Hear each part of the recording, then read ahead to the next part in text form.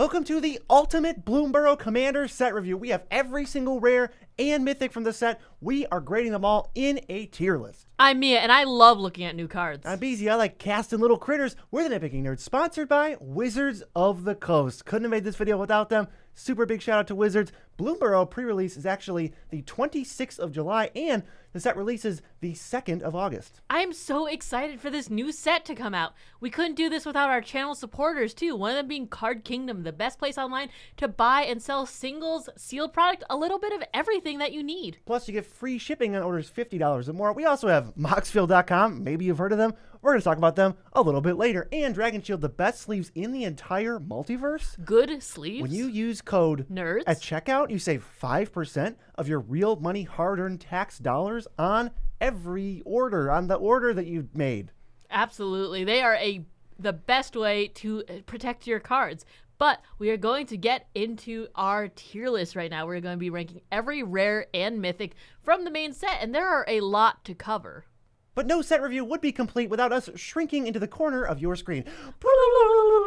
Now we're super small, and oh look, my laptop's here, and we can start reviewing all of these rares and mythics. So we've grouped all of the rares into color right here, and we have a lot of them to go over, so let's get started. The first one is Beza, the Bounding Spring. 2 white for a 4/5.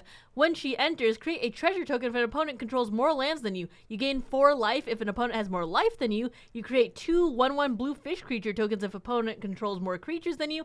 And you draw a card if an opponent has more cards in hand than you. That's a lot of things. The first one, I'm glad it's legendary because that does bring us to one of our other rules. We're just grading all of these cards in the 99. So not as commander, but this seems like a mono white catch-up card. Like it will catch you up in every possible way, right? Creatures, lands, cards, and what was the last one? Life also. Yeah, this has a lot of modes for it. And for 4 mana on a 4/5 body, that is pretty good in terms of attacking or blocking if you need it. The thing I'm thinking of with this is flickering. You can continuously blink it to get that effect more than once. You're not going to get every effect every single time when you start flickering it, but you can at least get 2 or 3, and then you keep going over and over. Obviously, the more you flicker it, the less you'll get, but I think that's pretty reasonable. We don't have to flicker this every time. We can just take the value and move on. I mean, I also feel like some of them you'll get every time. For instance, if you're the mono white player or even blue white, there's probably going to be someone making more lands than you, and you're making treasure tokens out of it. So it's not like it's actively ramping you in a land way. So you're always going to get that. That's true. And then with life, I think 4 life is like a smaller chunk. So if someone's playing like life gain or something, it might be hard to catch up with just 1 or 2 flickers. Yeah, we should probably mention the scale we're grading on. S is absolute commander staple, put in almost every deck of the colors. A is very, very strong. Kind of need a reason not to play it in a lot of cases. B, very solid, very good card. Can go in many different decks. C, pretty run-of-the-mill, nothing wrong with the C. It'll go in certain decks, but it requires a little bit more building around, I think. D, we're starting to get kind of specific. You need a very specific thing going on, or it's bad in certain situations, but some cards make it good. And then Fringe, bottom tier, it's really just like very, very corner case. You know, we're not going to suggest playing it in most cases, but there are probably still homes. This is Commander after all. I mean, there usually are commanders in here that don't work that well in the 99, and that's okay. Yeah, so where are we going to put Beza? Definitely not Fringe. I think we're in the C range. I was like C or B, I'd say, because I could see this slotting into a lot of white decks that just need a little bit of catch-up. Yeah, I think this is pretty standard fare. I don't know if it's super mega stands out as like a busted card, but you could pretty much put this in a lot of decks without having too many problems with it. Next up, we're going to go to Caretaker's Talent, 2 white for a class. Whenever one or more tokens you control enter, draw a card, and it triggers only once each turn. White to level it up, and when it becomes level 2, create a token that's a copy of a token you control. And 3 white, level 3, creature tokens you control get +2/+2. So I already like the baseline of just drawing a card once per turn when you make tokens, and then the rest just kind of seems like gravy. I mean, this seems really good, especially if you're playing it alongside like Smothering Tithe or something. I think that's like best case scenario, right? I think best case scenario is just playing creature tokens, because then you get the level 3 of just +2/+2. It's like a mini overrun to your team. I just mean per turn. I mean, there's also like Illustrious Wanderglyph, which you can get the creature tokens every turn. Oh, I see what you mean. Yeah, when you get a treasure, you can get like 4 cards in a turn cycle. Yeah, it says only once each turn. And it's kind of hard to make creature tokens on other people's turns. Not always the easiest, but yeah, I'm liking this card. It feels like, you know, it's not a commander staple where the S's would be, but it feels like in the B or A range where it goes into a couple different decks, and it's one of the better cards in those decks, right? I could see it in the B range. I think we have the choice to move it up to A later, but let's let's play it safe and put it in the B range for now. Okay, Caretaker's Talent going in the B range. What is next? The next one is Dawn's Truce. 1 and a white for an instant. You can gift a card when you cast it. You and permanents you control gain hexproof until end of turn. If the gift was promised, permanents you control also gain indestructible end of turn. And gifting things means you can promise an opponent a gift as you cast it. If you do, they do what the gift says before anything of the spell happens.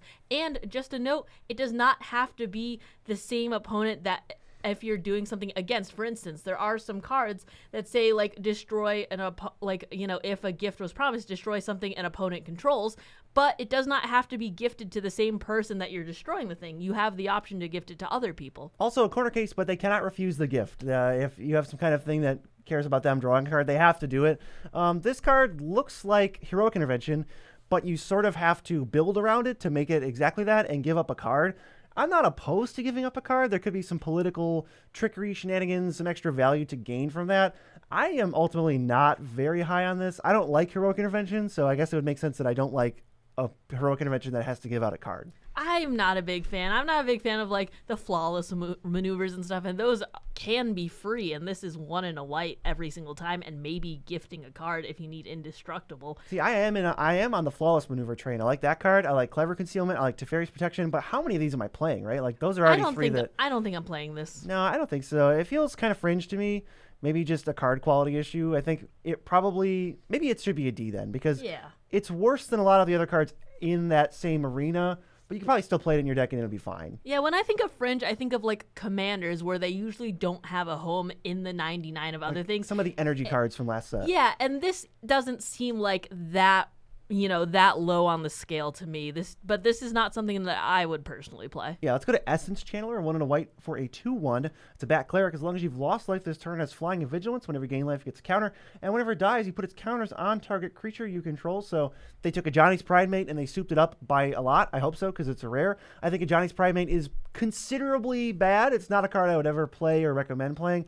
How do you feel about it if it also has flying and vigilance? I don't think that nudges the needle for me. However, I think that if you are in something that really cares about counters, that last mode might do something. However, the first two modes definitely seem more of a limited than a constructed thing to me. So if you're kind of like putting weird counters on it, you think maybe you can transfer those over and you don't even have to pay attention to the life part? Yeah, maybe, because I think like losing life, if you're in a multicolored deck and you have like the Pain Lands, for instance, it might be a little bit easy to do.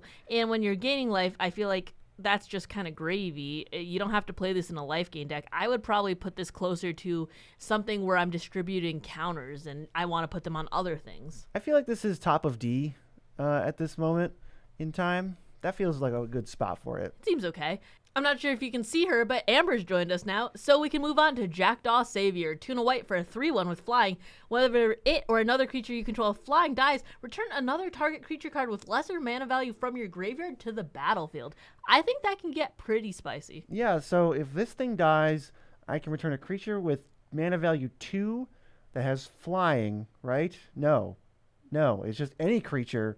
So I can return like Knight of the White Orchid when this dies. Kind of seems like good value. You just have to make sure your deck has a lot of flying creatures in it.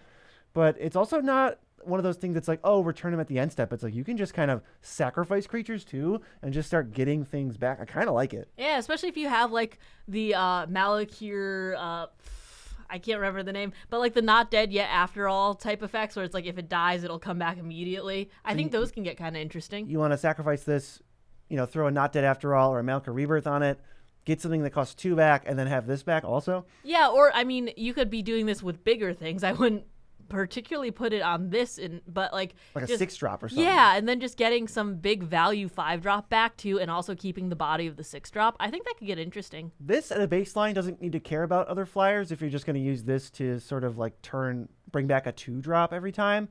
That feels okay. I think that's like a C. You know, you don't have to be playing all flyers, and there's certain decks where this is really going to shine, so that looks pretty cool. Salvation Swan is next, 3 and a white for a 3/3 flash flyer, ETB, or another bird.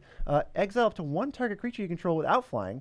Return to the battlefield under its owner's control with a flying counter on it at the beginning of the next end step. So it's like a Restoration Angel with a slight restriction on what it can target, but it makes the creature better by giving it flying, and it's also obviously for flickers. I like this. I mean, how many birds are you usually playing? But being able to bring something back with flying, if you're in like some sort of recursion aristocrats, maybe I could see it. I think that if you just have extra random birds in your deck, this makes it the card even more appealing than like a Restoration Angel.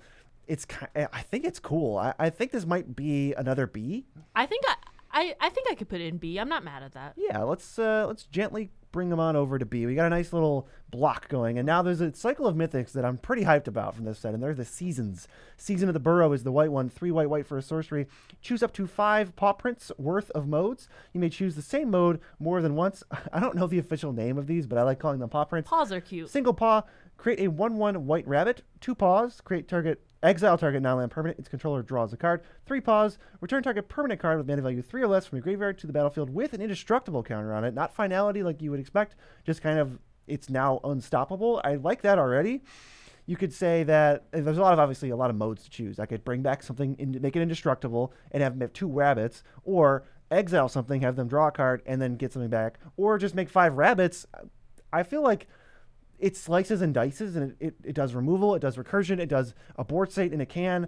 What am I missing? This card seems great. I love the versatility of all the seasons, and this one is pretty strong in white. I mean, I think we'll get to my favorite one later, but I could see this into the B or the A range because I think this can go in a lot of decks. I think it just fills a lot of voids that other decks might need. I am tempted to just start this in the A range. I think this is a card I could really get behind. I know Amber's like, you can't really see her, which is funny, but she's like laying on the computer right now. So she's distracting me and making my keyboard less responsive. So thanks for that, Amber.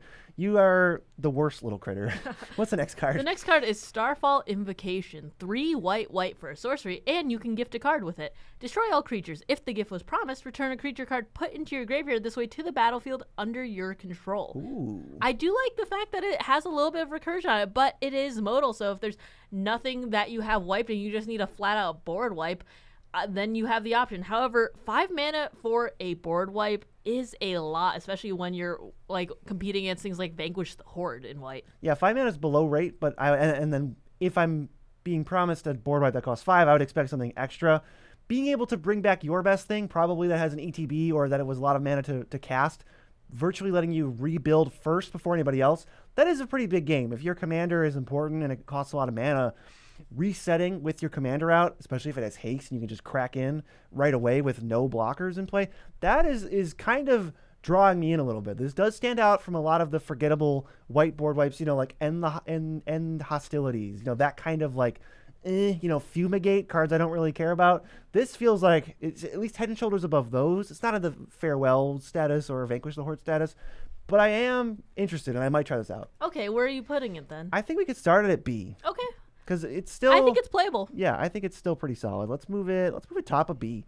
Top of B, and we'll go to Valley Quest Color, 1 and a white for a rabbit. Whenever one or more other rabbits, bats, birds, and or mice you control enter, scry 1. Other rabbits, bats, birds, and mice you control get +1/+1. So an anthem effect, a lord effect, but only for very, very specific cards. This feels more like a standard card to me. I don't know if there's enough support for rabbits, bats, birds, and mice that I would want this. And even if that was the case, usually cards that only buff power and toughness and don't do much else, like if it's just a +1/+1, we don't play those anthems too much. True. Plus, it does buff other things other than rabbits, but you're not going to be playing a rabbit warrior in your mice deck or your birds deck usually. Yeah. So I don't think it has that many homes. I think it's going to go right into Fringe. If you're building a mice deck, you probably don't have many options. Same with rabbits, so you might play it anyway, but hopefully in the future, that gets outclassed by better cards. I think that there are definitely some in the uncommon and common that people might like for those types of creatures too. But the next one is Warren War Leader, 2 white for a 4/4 with Offspring 2, which means you can pay an additional X amount, in this case it's 2, to create a 1/1 copy of whatever creature that has Offspring. Whenever you attack, you choose one. You create a 1/1 rabbit that's tapped and attacking, or attacking creatures get +1/+1 until end of turn. So in theory, when you attack, and you don't have to attack with these creatures, at the best case scenario, you can be getting 2 rabbits or getting +2/+2 to all your attacking creatures. Yeah, you do have to pay 6 mana up front to get both of the effects, but 6 mana and then getting an immediate +2/+2 to your attackers, even if this thing can't attack, if it doesn't have haste, that's reliable. I think it's pretty cool. And then in the early game, you can just slam this and start accumulating rabbits over the course of the few turns. Maybe you clone this in a different way, and then you just start stacking that again. I don't think there's that much to be mad about with Warren Warleader. I really like the offspring type mechanic to begin with, and I think it's a great way to sink that little bit of extra mana if you have it. I feel like with Commander, there's always that little bit of 1 or 2 mana where I'm like, ooh, well, on an off turn, I don't have the best way to spend this because I have like these types of cards in my hands. Well, this is a great way to put that mana to good use. Yeah, and every time a card says offspring, my alarm bells go off a little bit in terms of like, how can I populate this? How can I make more tokens that are copies to get even more effect out of it? And I think that's a very real part of the offspring cards. So I want to maybe start this in C. If this thing didn't have offspring, maybe it's like a D. But I think we're in a C range where this could be a playable card, and some token decks are going to be happy that it exists. I think so too. Whiskervale Forerunner, 3 and a white for a 3/4, and it has Valiant. When it becomes the target of a spell or ability you control for the first time each turn, look at the top 5 of your library. You can get a creature card with mana value 3 or less from among them. You can put it on the battlefield if it's your turn. If you don't put it on the battlefield, put it into your hand. Put the rest on the bottom in a random order. This is a little bit of card advantage if you can target it reliably. Yeah, it's a lot of words to say kind of what you think it would say. It's like, hey, draw a creature from the top cards of your deck. You just have to target this. You're going to need a commander that targets pretty reliably. I wouldn't, and cheaply. Yeah. I don't really want to spend 6 mana or 4 mana to target this with something just to get the trigger. And it also means you need to play a lot of small creatures in your deck. So I don't know if I can imagine too many homes for this. It might be a fringe card. It is a mouse, right? So maybe it goes in your mouse deck because you don't have many options. Yeah, I think it's a fringe card because I feel like this rocks best with combat tricks, and you're not playing that many of those in Commander. Right, auras, like the little wrinkle that Valiant has over Heroic is you can target with abilities and not like a full spell. I just don't think there's enough of that. Your commander would have to do something. So play it by ear if your commander has that. Is that pun intended with all these little cute ear things? Maybe just a little. Maybe just a little bit. Yeah, play it by ear. Next up, blue cards. Azure Beastbinder. 1 and a blue for a 1/3 Vigilance. Can't be blocked by creatures with power 2 or greater. And when it attacks up to 1 target artifact, creature, or planeswalker an opponent controls, loses all abilities until your next turn. If it's a creature, it also has base power and toughness 2/2 until your next turn. So this is a way to, on an evasive creature, blank commanders for a go-around. I think that effect is decent. I think where you might run into trouble is, what deck do you put this in? How do you know that your deck wants an Azure Beastbinder? It doesn't really ask anything of you. Maybe you just want evasive creatures. I was thinking best case scenario, I was like, maybe it is the creature that you blank like a commander, or I was thinking like maybe a Soul Ring or something, like because it can target artifacts too. However, I think that this is more of a 1v1 card because if I have 3 opponents, I don't want something that can only target one of my opponent's things. I want maybe something that targets all of one opponent's things or something like that. Where you might want this, and I think what maybe brings it from fringe into D tier is like ninjutsu type, really evasive, early cheap dorks. This is one of those. It has some version of evasion on it. So let's stick it in D tier. I hope to see a home for this, but, I'm not going to hold my breath too much. What's next? Dowerport Mage, 1 and a blue for a 1/3. Whenever one or more other creatures you control leave the battlefield without dying, draw a card. 1 a blue and tap it. Return another target creature you control to its owner's hand. Now we're talking. This is a way to flicker card. Well, it pays off flickering cards, which is blue-white's like bread and butter, and it can bring creatures back that aren't itself, which I think is pretty huge in terms of like throwing out cheap chump blocks and responding to spot removal or saving your best creature from a board wipe. A little bit of card draw, a little bit of like saving your best creature if you need it, and coming down at 2 mana. This is good for those decks. I know, it comes down super early, and it's just going to be annoying. Where do you want to put this? I'd say B tier. I think that this can find a home whether you need like bouncing creatures back and forth, or you just have a lot of flicker effects and you need the card draw early. Yeah, I think so too. Let's go to the next card, Illuge, the Shoreless Sea. Yeah. You're excited for this I'm card. pretty hyped about it. I don't know how good it is in the 99. We'll see. 1 blue for a star equal to the number of islands you control. When it enters or attacks, put a flood counter on a land. It's an island if it has that counter on it. And the first instant or sorcery you cast each turn costs blue or 1 less for each land you control with a flood counter on it. You kind of have to be in like mono blue, islands matter. I think this is a great commander. In the 99, maybe it goes in like a Charix deck. I think this is a pretty niche sort of D tier card, but I'm super excited about it because I want to build this deck. I think it's pretty interesting because it says put a flood counter on target land. It doesn't say a land you control, and it becomes an island. So if you have island walk synergies, this might be a good piece for it because it doesn't have to be your own lands. A lot of these big sea monsters do have island walk, so if you've already got enough of the flood counters on your lands, you can spread the love and trigger that unblockability on your stuff. Maybe you put this in like a Runo deck or something. Yeah, maybe you could just put that into the Sea Monsters deck. It is a fish. It's not quite octopus, kraken, sea serpent, whatever, but it's like in that arena. The next card is Kidnap. 2 blue for an enchantment aura, and you could gift a card with it. You enchant a creature. When it ETBs, tap enchanted creature. If it wasn't promised, put 3 stun counters on it, and you control the creature. So if I give the gift, all I do is I steal it and tap it. If I don't give the gift, I steal it, tap it, and then it stays tapped for a while. That could be not that problematic if you just are taking a commander off of somebody's board that you really don't want them to have it and you don't have that many plans for it. Just keep it tapped. It can't even jump block. It's just stuck there. And they have to figure out how to get their commander back, probably just by killing it. If you really, really need the creature to attack with or something, sure, you can give away a card. I like having that option. I think it's cool because with the stun counters on it, it's not even like if they want to attack into you something big, it's like, oh, I can chump block with their commander to give it back to it. It's like, oh, it's stunned. Well, I really can't do anything about it. Yeah, no goad shenanigans here. I think Control Magic's kind of our dime a dozen. This feels like one of the better ones. Maybe it's like a C. C-, I'd say. C-. We'll put it at the bottom of C for now. We'll go on to Kitsa, Otterball Elite.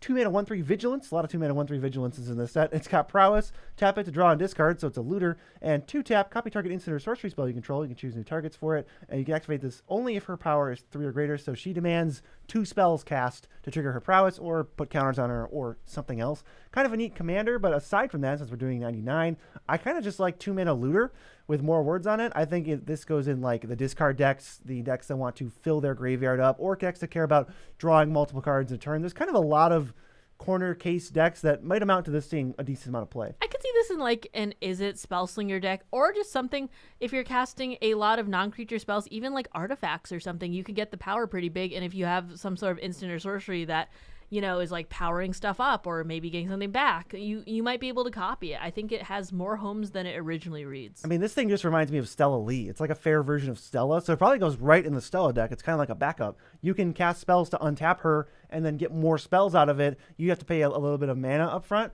but it can go off as long as you get that initial prowess triggers on it. I could see this staying at a firm C because I think it has more homes, as I mentioned, than it originally reads. Yeah, let's go into the top of C for Kitsa. Kitsa's pretty cool. Mockingbird is next. X and a blue for a 1/1 flyer. You can have it enter as a copy of any creature on the battlefield with mana value less than or equal to the X you paid. And except it's a bird in addition to its other types, and it's flying. So you get a clone as flying, but you do have to pay for the creature. A lot of the benefits of clones is that you pay 4 mana or 2 mana or whatever, and you just get the best creature in play, sometimes with a caveat. But this one wants to give you extra abilities. It wants to give you flying, but you have to pay like the full price. I mean, this seems like, in a Bloomburrow vacuum, this is good if people are playing against a lot of Offspring, but against in a non-vacuum, I don't want to be paying X blue for a clone that is kind of conditional when there are a lot of unconditional 4 mana clones in Commander. Yeah, and I think even Offspring keep the mana value, so you can't even like choose that. Some of the other tokens, like if someone makes a random Eldrazi token, I guess you could just pay 1 for. So that could be the route you go for it. But ultimately, Hi Amber, I feel like we're back in Fringe. I think this is Fringe, for this particular clone. Not one we'd always recommend. How about Portent of Calamity, Mia? What's that do as Amber's in my face? X and a blue for sorcery. Reveal the top X of your library. For each card type, you can exile a type among them. Put the rest into your graveyard. You can cast a spell among the exile without paying their mana cost. If you've exiled 4 or more cards this way, then put the rest into your hand. So it's a little bit of advantage. It's a little bit of free stuff if you pay enough into it. And just overall, I don't dislike this. Okay, so if I pay like X is 5, I'm going to reveal the top 5 cards of my library. Then I can take like an artifact, enchantment, and a creature and exile them. Then I can cast 1 from among those exile cards for free, and then the rest of them go into my hand. Okay, so it gives me like a lot of options where I can choose what to do with it. Kind of feels like a draw X. I think if you have got like Occult Epiphany, this goes in those same decks because you want to like diversify card types.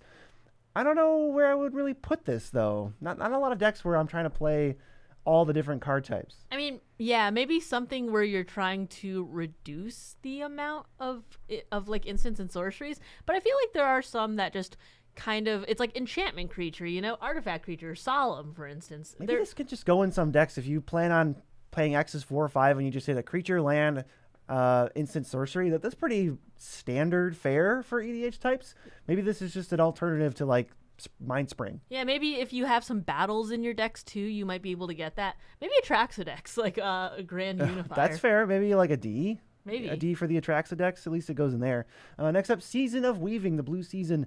4 blue. You choose up to 5 paws. 1 paw, draw a card. 2 paws, choose an artifact or creature you control. Create a token that's a copy of it. And 3 paws, return each non-land, non-token permanent to its owner's hand. So if I want to, I can make a copy of something, bounce everything else, and be the first one on board in that scenario. But also, if you really just want to cash this in, 6 mana, draw 5. It's not the best deal, but having that as like the worst case scenario feels pretty good to me. I really do think that people were overhyping it a little bit of 6 mana draw 5, but with the flexibility of make a token and then return everything else that is not that token to their hands, I think that is the better route to go. Or just, draw 3 and then make a token of something that you control. Yeah, I think this is right up there with the other season, and I feel like it's also an A. There's definitely a lot of decks that will take advantage of this. Maybe it's right below that. I was like, I don't think it's as good as the white season, but I do think it's good. Yeah, I think it's awesome. Storm Chaser's Talent is a class. You can it enters. You get a 1/1 red otter with prowess of 1 mana 1/1, and then 3 and a blue level it up. When it becomes level 2, return target instant or sorcery from your graveyard to your hand, and then finally 5 and a blue. Whenever you cast an instant or sorcery, you get an otter with prowess. That's just a lot of mana. That's so much mana. I mean, 1 mana 1/1, sure, that's not what we want. The main mode is the second one that brings something back. 5 mana for a 1/1 prowess and bring something back with the potential later. That's kind of upside. I'm not going to try to treat this like a Planeswalker, It's kind of like judging a Planeswalker by the ultimate. You got to judge it by the first 2. I think the first 2 are fine, but this is going to be one of those cards that's not an instant or sorcery in your instant and sorcery heavy decks. And I think most of the time those cards get cut for us. That's kind of a trap, I think. I think this is also a ton of mana to sink in, and I don't want to be paying this. I'm not ever at a point where I'm like, I don't know what to do with 6 mana. Why don't I level this up to its ultimate? Well, just judge it based on the first 2. Would you still play it? I don't think so. I don't think 5 mana make a 1/1 and then also get an instant or sorcery into my hand and not even cast it for free is something I would want to be playing in my Spellslinger deck. Yeah, this feels fringe to me. Let's stick it over there. Let's go to the next card. What do we got? Thundertrap Trainer, 1 and a blue for a 1/2 with Offspring 4. That's a hefty cost. When it enters, look at the top 4 cards of your library. You can reveal non-creature, non-land from among them, put into your hand, and the rest on the bottom in a random order. It's a Mole Drifter. It really is, but I was like, first off, that Offspring is way higher than I want it to be, so I'm not even considering it. It's just like one and a blue for a 1/2. Look at the top 4. Non-creature, non-land. This feels almost exactly like Mole Drifter to me. It's very, very close. You could pay a cheap cost to cycle it to get a card that's, of decent card quality. If you've got not that many creatures in your deck, this is better than draw a card. But I don't think paying 6 to draw 2 is that unreasonable. You get 2 bodies. It's like Securian Infiltrator, kind of, and you're paying a little bit extra mana to get the extra card selection out of it. You look at 8 cards. I don't know. I think it's a little bit worse, though, because I feel like in, for instance, like Cascade decks, you're at least getting the high mana value of Mole Drifter, but this is like just a 1/2. It feels like a bad hit there. Offspring. I don't know. I'm not a big fan of this. I think of like Blink more than Cascade with like these creatures with like little rinky-dink ETBs. I think it definitely has homes. I don't think I'm personally a fan, but I don't think it's a bad card by any means. Is this worse than Mole Drifter? Maybe by a little bit. I think so, because so probably a C tier. It's like middle of the road kind of card. I think the recursion of Mole Drifter, at least putting it to the graveyard, is way better than making a 1/1 token copy of it. The next one is Valley Flood Caller, 2 and a blue for a 2/2 with flash, but you can cast non-creature spells as though they had flash. Whenever you cast a non-creature spell, birds, frogs, otters, and rats get +1/+1 until end of turn and untap them. That's we have to kind of ignore that. That's most decks are not going to apply to that last line of text, but the non-creature spells as though they had flash is kind of cool. This is like a Shimmer Mirror for Spellslinger decks, but it's also another creature that I would theoretically want in my Spellslinger deck. So I feel like I'm more on the D train with this one. I think so too. Let's drop that down to D tier. What's next? Next is Wishing Well, 3 and a blue for an artifact. If you tap it, put a coin counter on it. When you do, you can cast target instant or sorcery card with mana value equal to the number of coin counters on it without paying its mana cost from your graveyard, only at sorcery speed, and you have to exile it if you cast something this way. I mean, I feel like, just like with the last few cards, this is a non-instant or sorcery in my instant and sorcery deck. That's true. I was excited because it's like, cast Swords of Plowshares, then cast Resculpt or something. But it is pretty slow. I think this is another D. I just don't want to play. You can only have like 7 slots for like cute non-instant sorcery payoffs. This isn't what I want to be doing with my mana. And it does feel just a little bit slow. Let's go to Darkstar Augur, first black card, 2 and a black for a 2/3 with Offspring single black, which is the lowest we've seen so far as flying. At the beginning of your upkeep, reveal the top card of your library and put it into your hand. You lose life equal to its mana value. So you want 1 Dark Confidant, maybe you want 2. They do have flying, and they have there's like 2 instances of that. So if you've got a really low curve deck, this could be sweet, honestly, or you're gaining a lot of life. I like this a lot. I like the option of having 2 Bobs, honestly. Do you like Bob? I think Bob is okay in the right deck. I don't think he should go in every deck, but I think if you've built your deck around the way where it's like your average cost is 2 or something, I think he has a home. So like higher power stuff. Maybe this is like a C tier. Yeah. Right below Beza there. Let's go next is Coiling Rebirth. 3 black for a sorcery. You can gift a card. You reanimate a creature, and if the gift was promised, you get another copy of it, but it's like that Offspring. It's the 1/1. 5 mana reanimate on sorcery.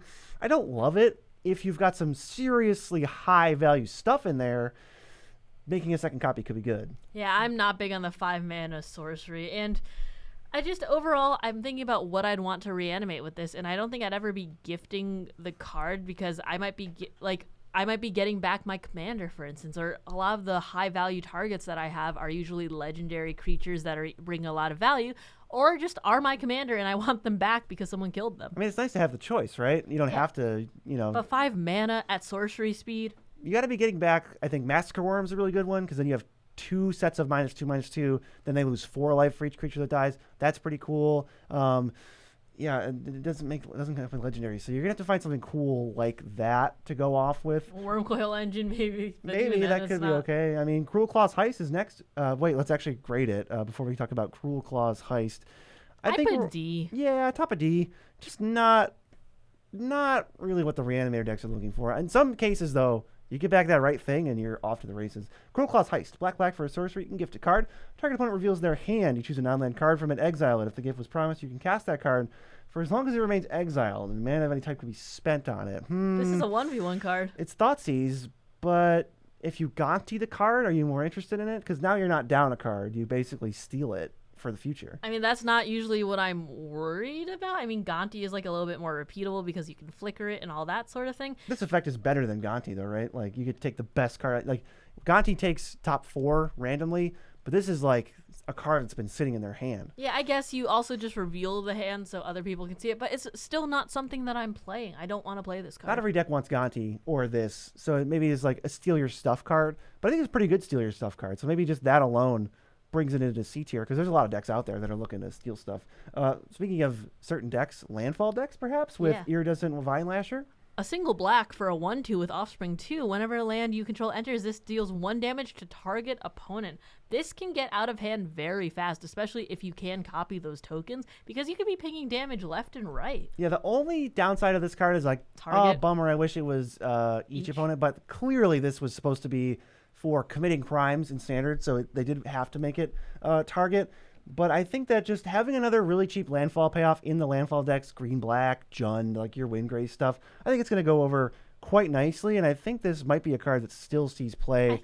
Where do you want to put it? Like B tier? Yeah. I think like, B is good. This is like a B tier, right above the Swan. Oh, next up, Maha. It's Feathers. Very scary Knight. in the command zone. The name's honestly scary. It feels like I'm reading like a poem or something. A 3 black for a 6/5 Flampler. Ward, discard a card. Creatures your opponents control have base toughness 1. If a gust of wind hits them, they are dead. Any sort of shrivel, -1/-1, Massacre Worm, Karavek, that kind of thing, they're just done. And this is obviously a really scary commander, but I think if you just threw this in a deck, it still has an impact on the game. I mean, a complete impact. It's only things that your opponents control. It's hard to kill because you have to discard a card, and the ward is always a little bit more taxing than you think. You know, you read it and you go, oh, that's fine, and the game is like, what do you want to discard, yeah, huh? Well, I don't want to discard anything. And the 6/5 Flampler, that chips in damage. Big stats. I think this is a cool card. It's more of a commander that I'm more excited about it as a commander.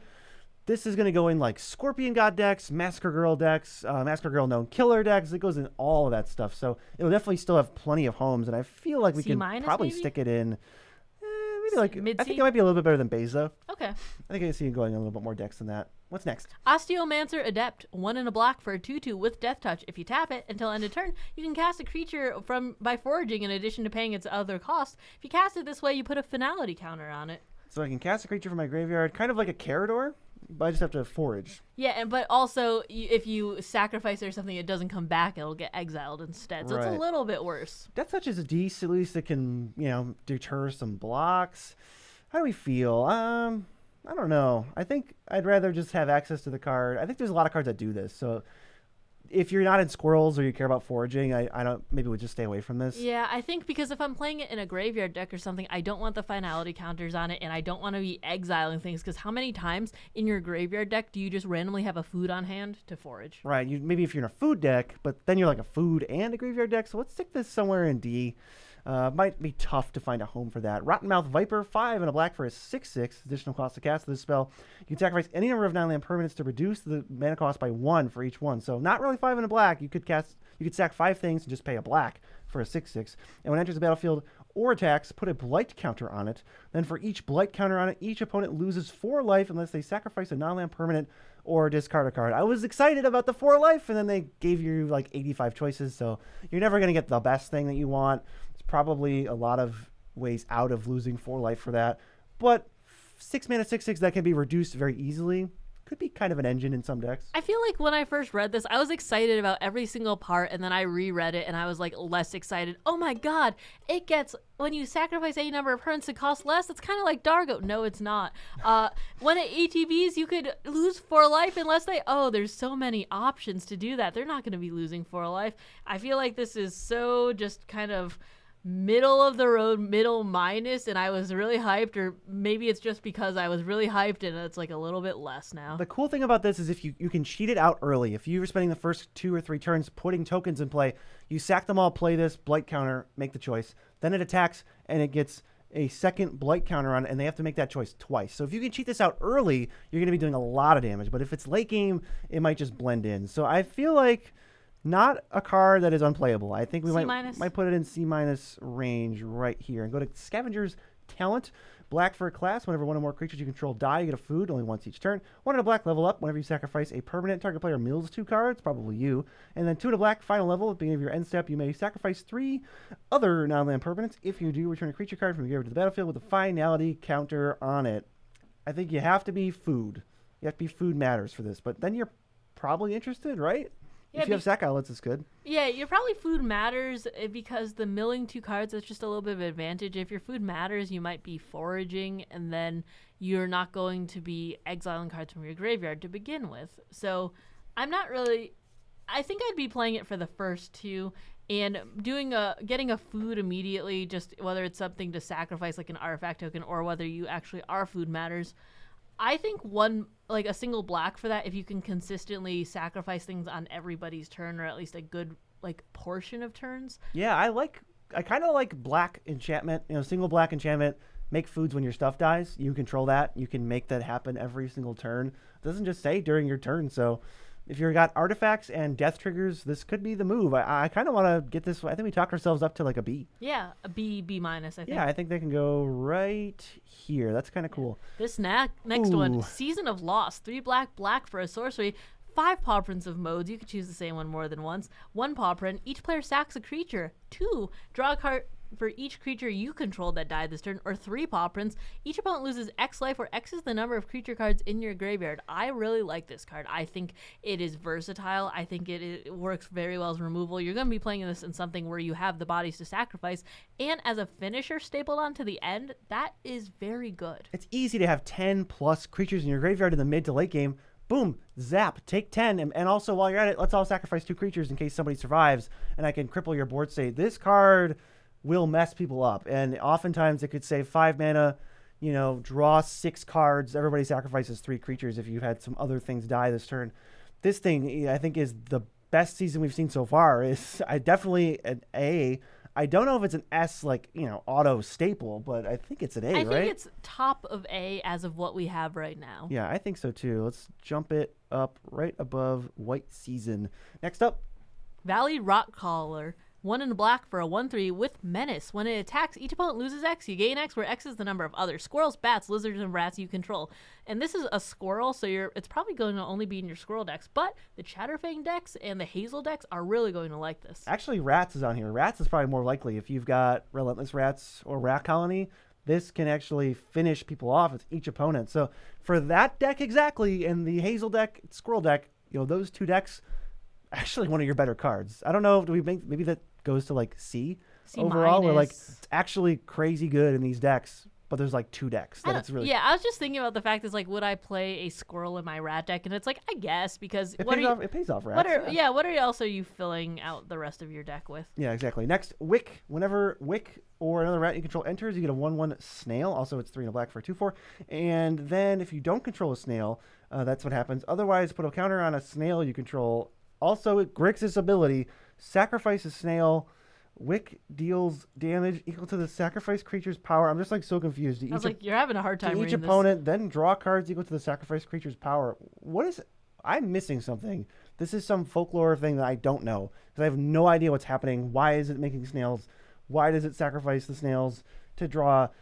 Is this card good? It cares about rats, so it's actually not a snail payoff. It's just a rat card.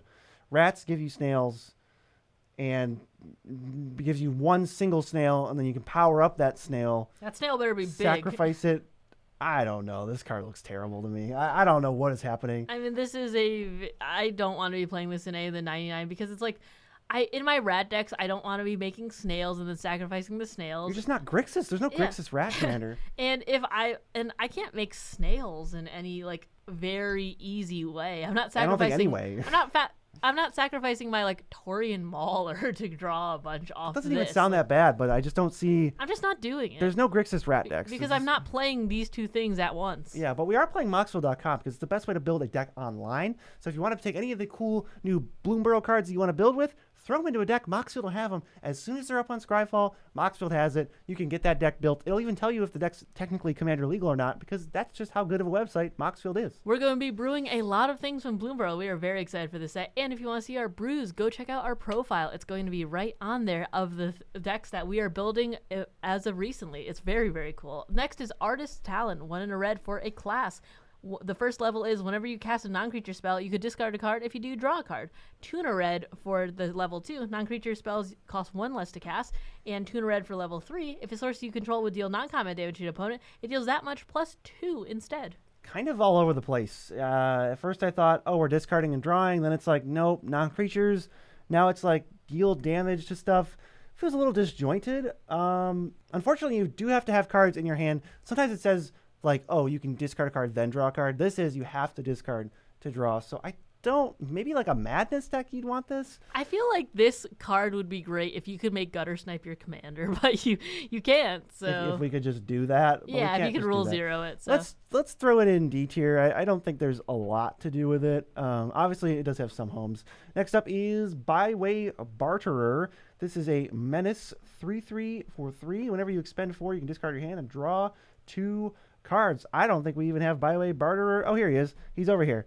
He got buried. Poor little guy. This is, I don't know. Expending is pretty easy to do. Casting spells to get the effect. How do you feel? I don't really want to discard my hand. It's kind of risky. Yeah, I feel like in 1v1 this is a lot better, but in Commander, I don't think it's really great. Honestly, I wish expend is a very powerful mechanic, so I get why they didn't go crazy with it, but I don't want to be discarding my hand to draw 2 unless I am completely hellbent. Feels like pretty fringe to me. I think it's fringe too. Next up is a banger though. Yeah, Dragonhawk, Fate's Tempest. 3 red for a 5/5 with flying. When it ATBs or attacks, exile the top X to your library, where X is the number of creatures with power 4 or greater that you control. You can play those until the beginning of your next end step. At the beginning of your next end step, it deals 2 damage to each opponent for each of the cards that are still exiled. Just hits each opponent. You can build your whole deck around 4+ power, or just dragons, or just play Magic. Playing stuff from exile, for instance. Yeah, it's a big flyer. It's going to zap them for a lot. If this is the mid to late game, you could easily have 4 or 5 creatures that meet this power requirement.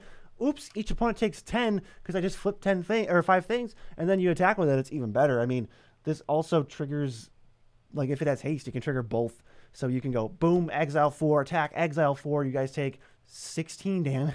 I mean, this is such a powerhouse, and then if you have anything like Passionate Archaeologist and you're playing stuff from exile, you're going to be dealing extra damage to people, whether you're leaving them in exile or not. We're not even talking about this as commander. This is a great commander in its own right, but it's not what we're grading it on. We're grading it as a dragon, as a flyer, as a creature with power 4 or greater. Red-green stompy type card. I think this is a great card. Seems like an A. I think this is an A. Is it an S? I don't know. I don't think it's an S, but I think it's an A. We're going to be seeing a lot of this card, I think. It might be right there, I think. I think this is a great top end. Yeah, Ember Heart Challenger, maybe more of a standard card. It's 1 in a red for a 2/2 haste prowess, and when you target it, you can exile top card of your library and then impulse draw it. I think this is a standard card. It can't be, not every card can be good in every format. So this just feels like a standard plant, and we can move on. The next one is Festival of Embers, 4 in a red for an enchantment. During your turn, you can cast instants and sorceries from your graveyard by paying 1 life in addition to their other costs. If a card or token will be put into your graveyard from anywhere, exile it instead. And 1 in a red, you can sack it. I do like the fact that you can get rid of it on it. So it blows itself up. I think that's what's happening in the art. I think that's very cool, and it does give a little bit of advantage. But again, in my instants or sorceries deck, do I want to be playing an enchantment? Yeah, you already have Past in Flames as one of your go-tos for this effect. If you desperately need a second one, I think this is functional. Because Mockingbird, how many clones are there? 1,000. But there's not 1,000 of this effect. Let's put it in D tier, maybe at the top of the D tier. Yeah, D plus. Next, we'll go to Hearthborn Battler. Yeah. Hearthborn. 2 in a red for a 2/3 haste. When a player casts their second spell, it deals 2 damage to target opponent. So it doesn't have to be the opponent that casts the second spell. It also counts for you.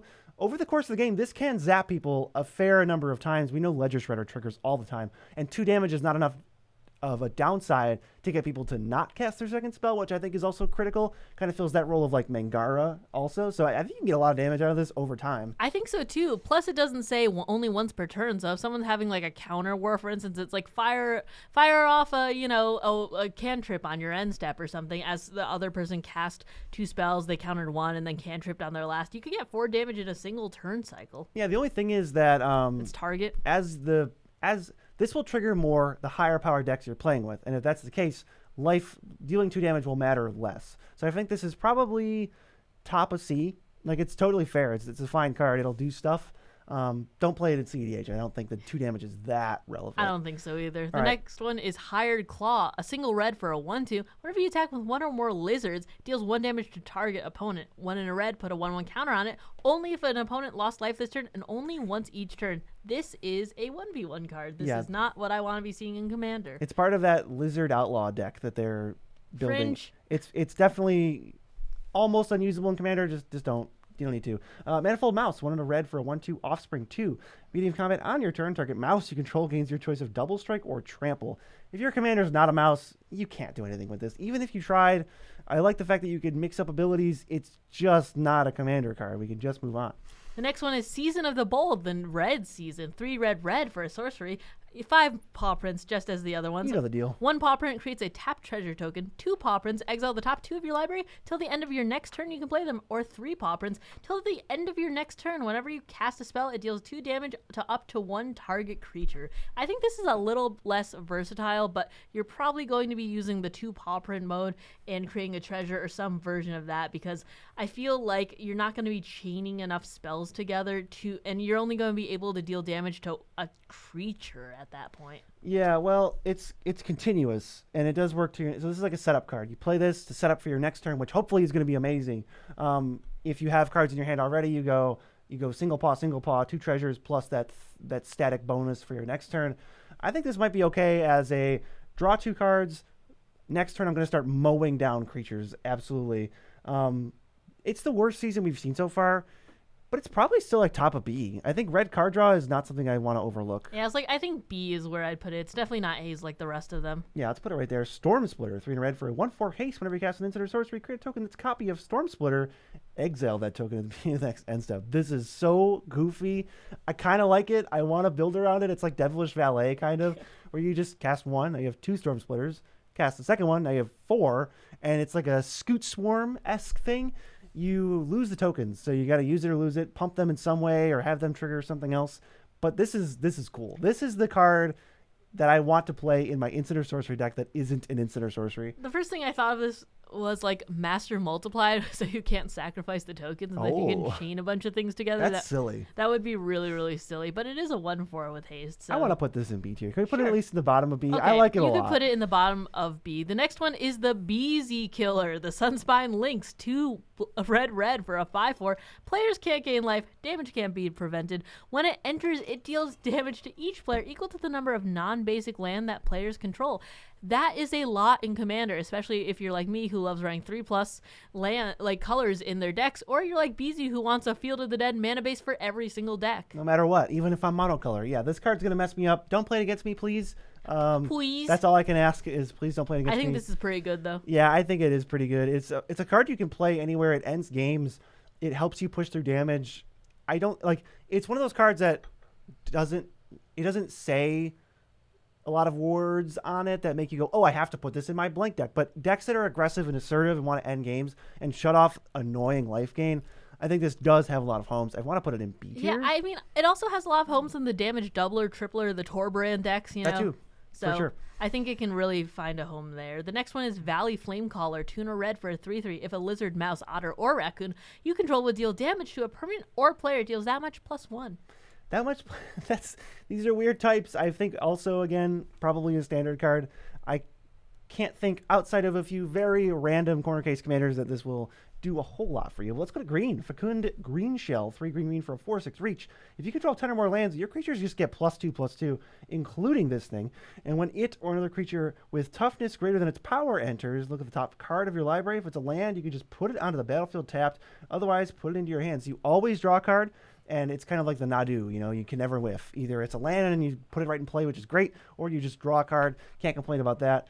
Toughness matters. We haven't seen a toughness matters payoff in a hot minute. I mean, I think this is completely a build around. You have to be very specific when you put this in your deck because I feel like most of the creatures are very even in power and toughness. But if you can get that, or maybe you can put like, you know, +0, +1 counters on something or something weird like that. Maybe you can get a little bit weird with this. I mean, do you just play this in a lands deck because it says if you have 10 or more lands, yeah, maybe as a static, finisher. Plus it triggers itself? Yeah, I think that could definitely be playable. How playable? C tier? C tier. Top of C, maybe? Yeah, mid to top of C. That looks good to me. This is one that you're excited about. I'm For the so common happy, good. Yeah, for the common good is XX green. X tokens that are copies of target token you control.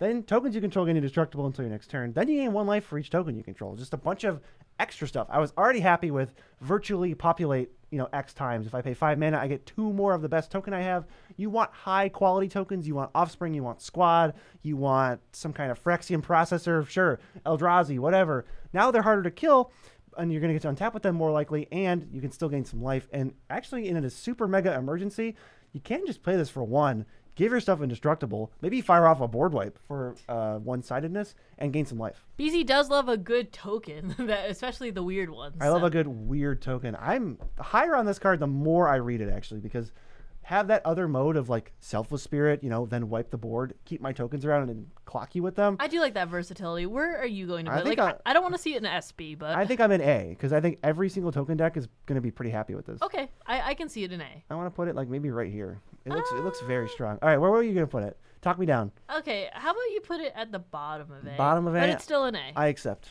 these terms. Next up, we've got... You love this one too. I love but it only in like, draft. This card's busted in draft. At the beginning of combat, for Innkeeper's talent, put a +1/+1 counter on target creature you control, then you give your stuff ward 1, then you can double counters. I think it's actually pretty fine in Commander too. I would play this card in a counters deck. Counters decks are sometimes missing ways to put counters on repeatedly for cheap, so pretty excited about this one. I am excited about it is a busted limited card, but I think pretty fair Commander card that I think should see play and is pretty solid. I think the permanents you control with counters have ward 1 is really nice too, because it's not +1/+1 counters. If you have weird counters like the shield counters, or if you just have other types, it's also only 1 to do that. Yeah, it will just give them some protection. It's very cheap to get to that level too, which is something that we haven't really seen as much with the classes. Usually it's like 3 to 5 mana to get to those secondary levels. Yeah, I mean the otter one was like pay 100 and then you get an otter every time you cast a non-creature. Yeah, how about B tier? B tier, I think we're in B could see tier. that. I mean, there's a lot of 1/1 counter decks out there. Yeah, I think we're right there for B. Next up, we got Keen-Eyed Curator, green for a 3/3. As long as there are 4 or more card types among cards exiled with it, it gets +4/+4 in its trample. Pay 1, exile target card from a graveyard. So kind of like a more punchy Scavenging Ooze because it can give itself trample and it's not really chumpable as much.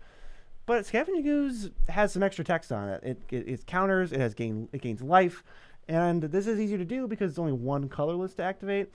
I'm not sure where I stand. I just feel like this card I won't end up slotting in decks, even though it's not a bad card. I mean, this definitely, I do like the fact that I feel like in Commander you need people need to have more graveyard hate to begin with, and I will stick by that. But what deck does this go in, right? However, this is not the way I want to see it, because if it gave a buff to my entire team, for instance, I might be more interested. But putting it just on a 3/3 body, I'm not that interested. D tier. Yeah, I think we're in D tier as well. Next is one of the most hyped cards from the set. It's Lumra, Bellow of the Woods, 4 green for a star Vigilance Reach, but its power and toughness are equal to the number of lands you control. When it ETBs, mill 4, then return all land cards from your graveyard to the battlefield tapped.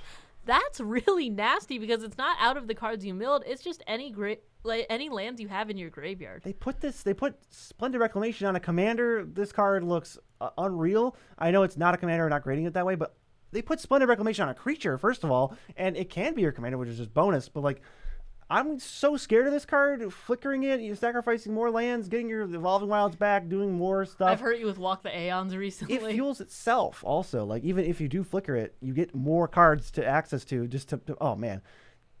This card might be an S. I don't know. It just looks like every single graveyard deck is going to play this until the end of time. Every lands deck is going to play this. It's going to be added to that list of cards you see every game. I think it could be an S. I think so too. Lumra, just what a magic card. There's no notes, no complaints. It's just crazy all good value. Mist Breath Elder, green for a 2/2. At the beginning of your upkeep, return another creature you control to its owner's hand. If you do, put a counter on it. Otherwise, you can put this thing back to its hand. There's cards like this. This is the best version of this. That's like bounce a creature every turn. And so you can get tricky with it. You can get ETBs or, remove debuffs from it. But I think this is a tough card to play. I would love to put it in D tier, but it's probably more fringe. I think it's fringe too, because it has to be only things that you control, and I don't really want counters on it, so I don't really care about that. It's only if I want flicker effects or if I want to replay it, and then I don't usually want to be putting this back into my hand. Yeah, what's next? The next one is Paw Patch Recruit, a single green for a 2/1 with Offspring 2 and Trample. Whenever a creature you control becomes the target of spell or ability an opponent controls, put a 1/1 counter on target creature you control other than that creature. Yeah, that's pretty small potatoes for this format. I don't think it's going to be really doing much for you. I think we can also put this in the fringe category. Sorry, buddy. Time to go to Scrap Shooter. I kind of like this one. 1 green for a 4/4. Gift a card. Reach. If you gifted, ETB, destroy an artifact or enchantment an opponent controls. Rexage is great.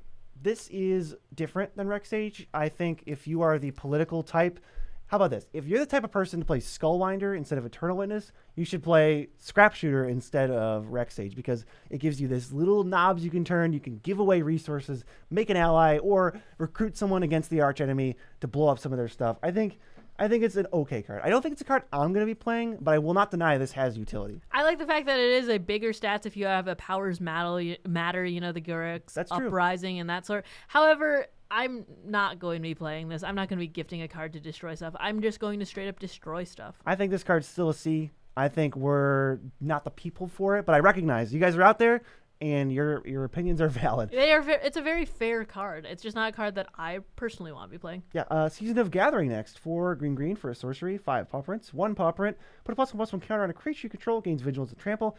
2 paws. Choose artifact or enchantment. Destroy all permanents of the chosen type. 3 paws. Draw cards equal to the greatest power among creatures you control. So this one has a very weak single paw, and I probably don't ever want to do it. I might be interested, however, in choosing artifact, destroy them all. Enchantment, destroy them all on the same card. Plus, then you get a random counter. Sure, that's fine. Or you could just pay that and blow up all artifacts, and then take a Rishkar's Expertise version of draw cards equal to your greatest power. The 6 mana feels fair for this. This feels like a card that could destroy people. I think that I would want to be playing this in a really powered amount. If my commander can reasonably get those 3 paw prints to be a good value for the 6 mana, I would play this. Does it mean destroy artifacts and enchantments for 6 though? That's good, right? I think so, especially in green. That's pretty reasonable. Yeah. It feels fair. This feels like a card and then that just a 1/1 counter. Feels like a card you could just put into decks and not have any issue with, as long as you're not the person. Don't put this in enchantment decks. But yeah, where do you want to rank this among the seasons? I don't think it's as good as the black one. No, I think it might be better than the blue one. Okay. But all the seasons are very good. I'm happy that they printed just this absolute banger cycle. The seasons are awesome. I love them. Tender Wild Guides. Next, 1 green for a 2/2 Offspring 2. Taps for a mana of any color, and it puts a counter on this creature. 2 mana Dork. Not unplayable. There's a million options, though. So weigh your options. This might be one of the best ones for you if you care about counters or you care about the fact that it can make a token. So it's got a little bit of a nudge, a leg up, versus like if you're just going to throw Gyre Sage in your deck randomly, or if you've got like, Elysian Caryatid. I'm trying to think of the random one. Sylvan Caryatid. There's a random 2-mana ramper. When I first read this, I thought it said a target creature, not this creature. And so now that says this creature, that makes it worse. Right, but it's just another one of those 2-mana dorks. It's fine. I think it's a C. Yeah. You're not gonna play this a lot, but some decks are happy that it exists. Yeah. It's definitely going to see play. The 1-mana of any color makes it not as bad. The Thornvault Forager, 1 and a green for a 2/2. You could tap it to add a green mana. If you tap it in forage, you could add 2 mana in any combination of colors, or a 3 and a green, tap it. Search your library for a squirrel card, reveal it, put it into your hand, and then shuffle. A mana dork, a squirrel tutor. I mean, in the squirrel decks, this is going to go hard. Oh yeah, it goes hard in the squirrel decks. If you've got a lot of cards in your graveyard, Or no, food, maybe? scratch that. If you've got a lot of cards in your graveyard, you don't want to do this. Yeah. If you have a lot of foods, you're happy to do this. So slam dunk for squirrels, niche for other food decks. I think in that case, maybe? it's probably also just a C. It's like the bottom of C. Some decks are also going to be happy about it. Value Might Caller, green for a 1/1 trample. Sounds like a standard card. Whenever another frog, rabbit, raccoon, or squirrel enters, put a counter on it. Okay, I respect your game, but I am going to put you in my standard deck and not in my commander deck. Now we've got some gold cards, and some of these are meant to be commanders. So we're going to go through them faster. If they don't have a lot of applications in 99, it's not a fault of the card, but we're just grading them as the 99. Starting with Elania, Divergent Storm, 5-mana 3/5. Whenever you cast a spell, if it's the first instant spell, the first sorcery spell, or the first otter spell other than her you've cast this turn, you can have target opponent draw a card. If you do copy that spell, you can choose new targets for the copy. So doesn't need to be otters, can just be Spellslinger. I like this card. I might like it a little bit more than I should, but I do like the fact that it has the option, and it's just you are able to copy the spell. 5 mana, I don't think is the worst investment for this type of effect either. Because you can also go, maybe let's say you just untap with Elania to make it less confusing. Cast a sorcery, gift a card, copy the sorcery, then cast an instant on the same turn, still copy it, and then you can cast instants on the following turns to copy those. This feels like a C. It feels like a cool card that you have to spend a lot of mana on, but you get the return. I'm not mad to see this or put this into my Spellslinger decks, even though it's not an instant or sorcery. Yeah. Balin is the Haymaker, and it's red, green, white for a 4/3. Tap 2 untap tokens to make a mana. Tap 3 untap tokens to draw a card. And tap 4 untap tokens to put 3 counters on that and gains trample.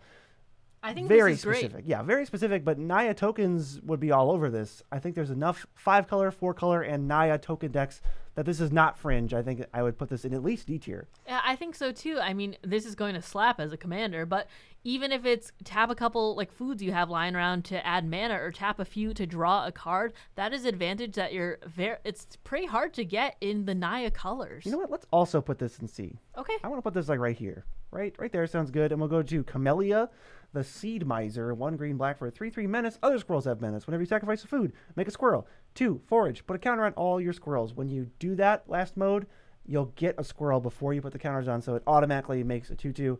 That is also repeatable and at instant speed. So it's a squirrel card. If you're squirreling and foraging and squirreling, you get to do the squirrels. How about we just put this with all the other squirrels just right there at the bottom of C. Sounds good to me. The next one is Clement the Worrywart. 1 green blue for a 3/3 with Vigilance. Whenever it or another creature you control enters, return up to 1 target creature you control with lesser mana value to its owner's hand. And frogs can tap for green or blue, but only to cast creature spells. So I can sort of like Cloudstone Curio, but it has to have lesser mana value. I don't think this is unplayable. I think you can sort of like Russian nesting doll your frogs and your creatures into other ETBs. This could be very good if you've got 1 or 0 drops that are triggering things, because now whenever you play a creature, you're going to get almost a free retrigger of, ETB make a food or draw a card off of something else. Plus, he is just a mana dork for creature spells in the Simic colors. Yeah, I think this is probably like a D tier, but definitely a card to keep your eye on. It's just very specific. Some decks are going to love it. Dream, Do, and Transfer for mana for a 3/4 reach. When it enters, tap up to 1 target creature and put 3 stun counters on it. If you control that creature, draw 2 cards.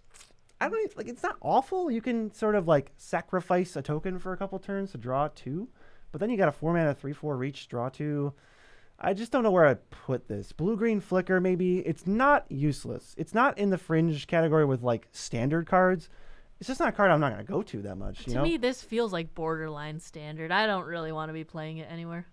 Next up, we got Phineas, Ace Archer. 2 mana, Vigilance, Reach, 2/2. Attacks, put +1/+1 counter on each other creature you control. It's a token or a rabbit. Then if creatures you control have total power 10 or greater, draw a card that is going to be at least reduced by 2 because he has 2. So you only need 8 other power. I mean, I think this is great. This incorporates green into the white weenie decks, right? I mean, this is as long as it's a token, you can put 1/1 counters on them. And if you have 5 2-power tokens or just one really big creature, you just draw a card. Yeah, I think we mentioned not liking lords that just give +1/+1, but this is counters and it can be repeated and it can go over. It's implied to go over a lot of tokens. So I do think Phineas has a lot of homes. Let's throw him in C tier right there. Looks good to me. What's next? Next is Glarb, Calamity's Augur, green, black, blue for a 2/4 with Death Touch. You can look at the top card of your library anytime. You can play lands and cast spells with mana value 4 or greater from the top, and if you tap him, you can surveil too. So if you want to refresh that top card, you can and just select what's best on there. This is very specifically just its own commander, but I just wanted to shout out Glarb in the most seductive pose. Yeah, he's like, you. I choose you. It's like, okay, Glarb, thanks, buddy. Let's go to Gev, Scaled Scorch, 2 mana, 3/2, ward, pay 2 life. Other creatures you control enter with a counter on it from each opponent who lost life this turn. So if you've got a easy drain, that's 3 counters for each thing. And then whenever you cast a lizard spell, it just deals 1 damage to target opponent. Gives you part of that. Man, the lizards and the outlaws are just like best friends. If you've got a lizard outlaw deck, please play every card from Thunder Junction and Bloomburrow in it. I think if you've got any sort of predisposition for +1/+1 counters, it's not that hard to make each opponent lose 1. I think so too. And can I just say, I think Gev is adorable. He's so cute. I think he's very, very cute. But he's really cute, and he's kind of a beast. Yeah, I think if you can fit in like an extort card, for instance, I think that your creatures can come in with a lot of counters on them. I think so too. Let's get Gev into the middle of C range. Yeah. I think Gev can do some work. Yeah. Next up, I think another 3-color commander. We've got Helga, Skittish Seer, Bant for a 1/3. When you cast a creature spell that costs 4 or more, you draw a card, gain a life, and put a counter on it, and then tap at X mana, and if any one color X is Helga's power, spend this mana only to cast creature spells, mana value 4 or greater, or creature spells with X in their mana cost. It's so specific. It's Glarb's sister. You know, it actually might be Glarb's sister. I don't know. They both seem to care about the same stuff, but we're going to put her right next to him. It's its own deck. Have fun building the deck, but I don't know what that would slot into. Next up, Hugs Grizzly Guardian, X red, green. This card is hilarious. It's Hugs. He's adorable. He's like crushing someone's skull in the art. It's like a skeleton. It's trample, 5/5. ETB, exile top X cards in your library until the end of your next turn. You can play them, and you can play an additional land, which is actually huge on each of your turns. So when you cast them, even just for 2, you're probably going to hit a land. You've already played a land this turn to play him. Great. Play it again. That gives you advantage. I think Hugs is a pretty solid, just like beater/card advantage engine in the big mana rule decks. Having trample on it is going to make it so he can get through. Playing an additional land every single turn that he's out is good. Plus, his flavor text is most of his scars tell tales, a few tell jokes. I don't even know what that means, but I do think I'm comparing this card a little bit to Escape to the Wilds. Escape to the Wilds is great, and I think this has potential to be even better. It's a little bit more mana intensive up front, but it gives you more. You can pump more mana into it. I mean, even if you just pay red, green, don't exile anything, and then you can just play additional lands on each of your turns. Not awful. It's not awful. I think Hugs got some stuff in him. Let's put him in C tier, and we'll go to the infamous Cruel Claw. Oh wait, no, this is Voxy. Is this just Voxy on a card? Yeah, I mean, she's the one who spoiled it because it is just her. It just looks like her. 1 black-red for a 3/3 with Menache. When it deals combat damage to a player, exile cards until you exile a non-land card, and you can cast it by discarding a card rather than paying its mana cost. Super sweet in its own deck. I think that's cool, but this is not a 99 card. Yeah, it's a little bit unreliable if you're going to put it in a deck. So we'll put it in the top of Fringe, just with the other commanders. Next up is Castrol the Wind-Crested, 5 mana, 4/5, flying. Whenever birds deal combat damage to a player, choose one. You can put a bird from your hand or graveyard onto the battlefield with a finality counter on it. Pretty weird for blue-white. Put a +1/+1 counter on each bird you control, or draw a card. The draw card is a nice bailout. This is, of course, only really for bird kindred decks. It's a good bird kindred card, though, so, like, that makes it D tier, right? Yeah, I think so. I was just trying to think of, like, you can't just incrementally play this. How many birds do you have rocking around? Like, the best I'll ever get is, like, maybe, like, a swan song bird or something. Yeah, the average amount of birds in your deck is slim to none. 1 to 0. It's as an actual average. Lunar Convocation, what's that do? It is black-white for an enchantment. Beginning of your end step, if you gain life, each opponent loses 1 life. At the beginning of your end step, if you gained and lost life this turn, you carry a 1/1 bat with flying. 1 in a black, pay 2 life, draw a card. I do like the fact that it has stapled on to draw a card in here. It's greed, kind of. Yeah, and it's cheaper than greed for one. And also just being able to kind of like fiddle with those knobs like gaining and losing life. I think that's pretty easy in the Orzhov colors. Whether that's just like, oh, you have a little bit of extort or a little bit of lifelink and you also have a city of brass. You can get those both modes very easily. The other thing about like pumping all your mana into this 2-life draw card thing is you're going to fall behind on board, but this actually does give you these like stupid chump blockers to throw away or, use for other nefarious purposes. That's fine. But I like that it helps you not die as much when you're going to be churning through your library. So I was expecting, you show me a gold enchantment that's built around a draft archetype. I was expecting to throw it in Fringe, but I think this is a C. I think a lot of white-black decks are going to just want that. Yeah, the next one is Mabel, Heir to Cragflame. One white red for a 3/3. Other mice get +1/+1. When she enters, create Cragflame, a legendary equipment that says equipped creature gets +1/+1, has vigilance, trample, and haste, and equip 2. It's cool, but we don't care about the mice thing. So do we want the Cragflame? Not really. It's not that special of an equipment. I think if you're desperate for equipment, there's other stuff you can go to. Especially in the Boros colors. Right. So kind of, again, its own commander. And we're going to go to Moira, Trash Tactician. Pretty funny name. 1 green, red for a 2/4. At the beginning of your first main phase, you get a green or red for each raccoon you control. And whenever you expend 4, you gain 3 life. That's random. And whenever you expend 8, exile the top 2 cards of your library until the end of your next turn. You can play those cards. Expending 8 is not that hard when this helps give you mana. Don't expect too much mana because we're not going to be playing a raccoon deck. It's just kind of like another replaceable green-red, cast big spells, play big mana, do big thing card. Yeah, I think the 3 life is a little bit weird too because when I expend 4 in a Gruul deck, I want like power. I want you don't get run over, yeah. No, I'm just saying I just want power. I want card draw. I want mana. I don't usually want life in the Gruul decks. No, not really. I think this is D. It's like bottom of D. Very few people are going to want this. But, next card, I'm excited about. This is a cool one. Ral, Crackling Wit. 4 mana, 4 loyalty Ral. Whenever you cast a non-creature spell, he gets a loyalty counter. I love planeswalkers that get loyalty in weird ways. +1, you get a 1/1 Otter with Prowess. -3, draw 3, then discard 2.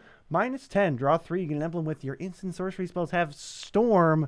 That's, of course, easier to get to when you start casting cantrips and doing other stuff. And it's even non-creature spells. So when I cast Mishra's Bauble, I'm going to get counters on this. I don't know if I can resist putting this in a deck. Ral seems awesome. It actually just seems like a good card. I think that getting to that -10 is going to be easier than people think because it does trigger on all non-creature spells that you cast. If you can maybe cast a bunch, especially with the Mishra's Bauble, if you can get stuff that's a little bit mana positive, Scour, Frantic Search, your Lotus Petals, your Git Probes, I think that you can get there and be able to get that -10 within a turn cycle. For real, though, I think if you +1, you're making a creature to chump block to protect him. I think if you untap with Ral, it's very possible to just ultimate him on the spot. And I think that's both makes an interesting card with some tension and a powerful card that I'm excited to play.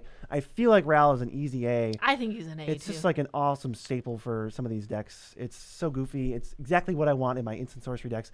It's worth the payoff of putting not an instant or sorcery in my instant or sorcery decks. Ral is so cool. I like this card a lot. I'm excited for you to play him because I know you will. Next up. Yigra, Eater of All, 3 black, green for a 6/6 with Ward, of course, sacrifice food. Other creatures are food artifacts in addition to their other types and it has normal food text. Whenever a food is put in a graveyard, you put 2/1/1 counters on it. So if you board wipe, for instance, minus this and you can save it for some reason. Like destroy all artifacts. Yeah, you will be able to make this thing gigantic. And it will kill somebody straight up because they don't have any creatures to block with because they were all foods.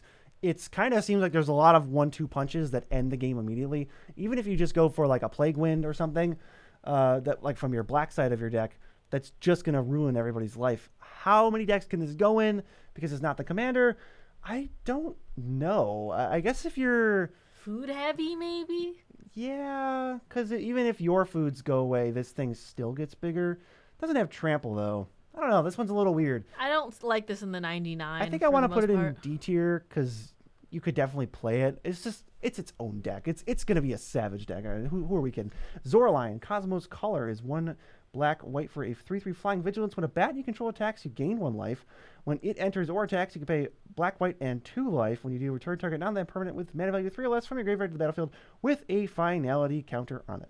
I think this is more of a commander. I think that we don't have enough bats to really be triggering the top mode that often, and when it enters or attacks, that makes it a little bit slow. It's not like it can really trigger off other types of bats, and you're not really going to be, I don't think this is like a card that you're going to be putting in your Flicker deck. Yeah, what do we got next? Next is Fabled Passage. This is a great reprint, and I'm so happy to see it. It's a land, and if you tap it and sack it, you could search for a basic land, put it on the battlefield tapped, but if you have 4 or more lands, you untap it. This is S tier. This is an amazing land. Extremely playable. I'm happy that it's going to start being more affordable, but most of your decks that are 1 or 2 colors or 3, you can just color fix with this, and it's also 2 lands entering. It's like a halfway point between fetch lands, which are busted and amazing, and an Evolving Wilds, which is a little bit slow and clunky, and this gives you that second landfall trigger that you'll need from all your stuff. So Fabled Passage is very playable, very good card. Next up, Fountain Port.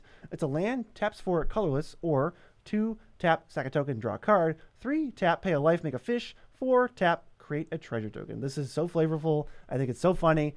I think it's actually also just kind of a land that I want in my decks. It slices and dices. Probably only 1 and 2 color decks I'm looking at for a colorless land like this, but it does look good. I want to put this in a few decks. I like putting tokens in a lot of decks. I think you'll have some homes for it. Like, if this is cheap enough, maybe in your budget Ashnod deck, turning your tokens into card draw can be very powerful, especially in the late game. I think so too. Do we want to put this at A?